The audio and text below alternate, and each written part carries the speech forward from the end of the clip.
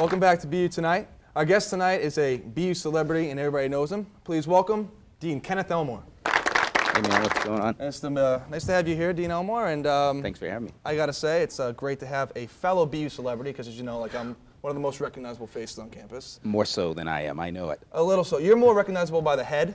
By the shiny head. Yeah, that's true. I understand that I've got to start to give up a few things in this budget-cutting environment. Yes. The head wax, you know, so yeah. It may not be the same. I might grow my hair out, actually. Yes. We were thinking that you could grow your hair out, and I used to have long hair, and when I cut it, yeah. I actually saved it. So if you want a wig, I will donate I'll think about it. my old hair to you. I'll think about it, because I'm not sure I can still grow it anymore, but... It looks like you got the patterns of a nice little head of hair there. It was all right. I used to have a high top fade at one point. Did you? Yeah. Maybe I'll bring it back. I would love to see those pictures, because I think that would be great. I think the BU community is so familiar with you that they'd love to see that side of you, that hairy side of Dean Elmore. The hairy side. Yeah. Well, maybe one day. Now they can also see the funky side of you, and I want to talk about this. There's a YouTube video, if people want to YouTube it, called Dean Elmore Gets Down. And it's you. Found that, huh? We found it. It's just 15 seconds, but it's you. It's you doing the bump, you know, getting a little funky, and you're like maybe an older woman there. Like, how do you think about that? Well, I think it was good fun. That was there was a class, a funk class, believe it or not, yeah. And their final project was that they had to do a performance. And so they were doing a performance. I was watching. The spirit caught me. Anytime I hear good funk music, I got to go right in.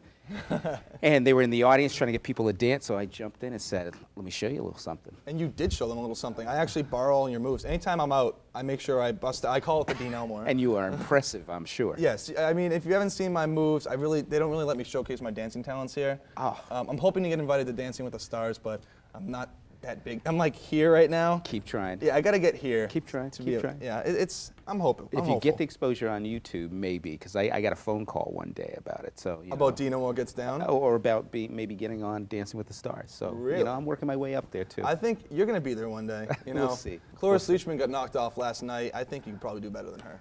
Well, I think so. I probably could. It's a big show. I probably could. You're popular enough for it. Wow. Now, one of the main things you do around this campus is coffee and conversations. Yes, indeed. And nice mug. Yeah. There was coffee in this mug. Take a sip. Yeah. Enjoy the coffee. Take a sip of the coffee, Next, Dean Elmore. No, don't. We don't want you to get any diseases. That's been around. It's not decaf. No, it's not. I'm sorry. We'll get that ready for you next time.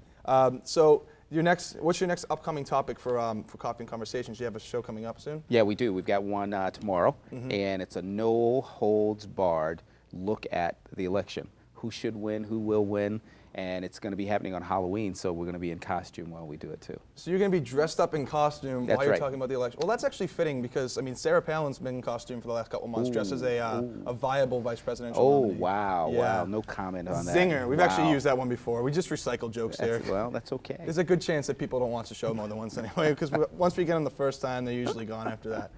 So what would your costume be at tomorrow's Coffee and Conversation? I'm going to be Chuck Bass from Gossip Girl. Chuck Bass from Gossip Girl. That's right. That's right. You certainly are a hip dean, because you're keeping in touch with the students. Gossip Girl certainly is a more popular thing among our generation right now. Hey, guilty pleasure, I'll admit. I wouldn't say that on any other show but here, that Gossip Girl would be something that I am addicted to, and I love Chuck Bass. Chuck Bass. I don't know which one Chuck Bass is. Chuck Bass is the womanizer, mean guy who's always trying to have this sort of flirty affair with the mean girl Blair as part of it. Okay, that is a lot of information that I did not expect. Just I in case. expected to get that from my little sister about Gossip Girl, not from Dean Elmore. Am I allowed to talk about Gossip Girl on this network? Actually, they're our biggest rival, the CW. So we can edit it out. We can have you talking about like offsides or overexposed or something else. It's, great. Actually on BUTV 10. Sure. So what's your take on the election, since you guys will be talking about that tomorrow night? Well,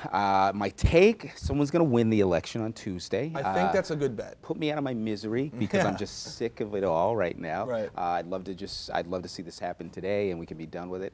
My gut tells me we'll be up late trying to find out who wins, but someone's going to win next Tuesday.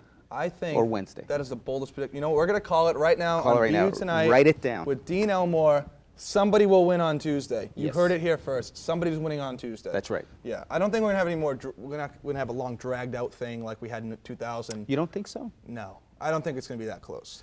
Wow, I know the polls have Obama way up now. Well, yes. way up, maybe in some cases 10, 14 points. Some as few as 7 points.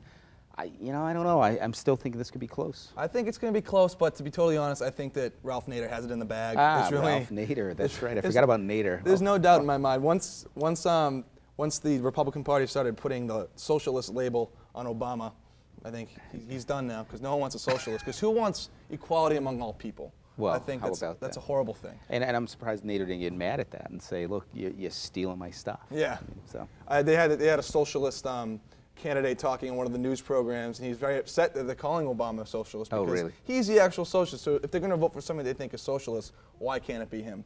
Well, maybe he should run as a Democrat then. Maybe he should. I think that would probably be a better move. Yeah. What do you think about the kind of the media bias right now going on? Because if you turn on MSNBC, you get one ridiculous perspective versus a ridiculous perspective on Fox News. Yep. What do you think about that? Like, what's your take on that? Well, I guess it's what the American public wants. I would hope that people can see that they're getting biased perspectives. Not everybody can.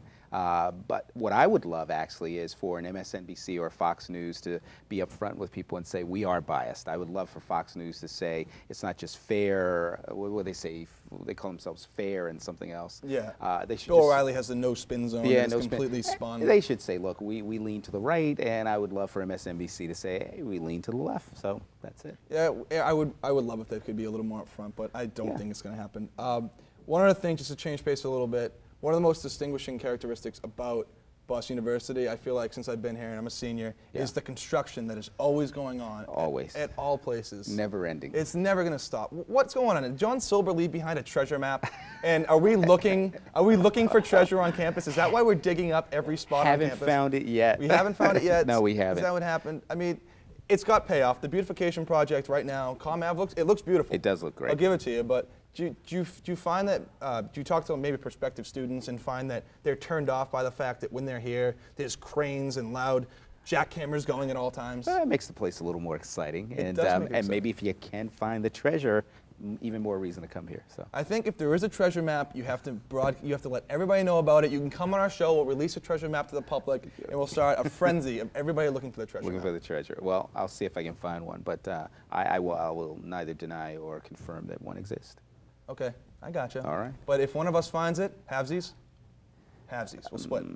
I get 3/4. Three-quarters, I'll right, take it. We want to thank you very much for being here. Hey, a pleasure. And, you know, we'll see you everywhere because you're Dean Elmore. Thanks for having me. Thank you very much. Thank Dean you. Kenneth Elmore, everybody. We'll be right back.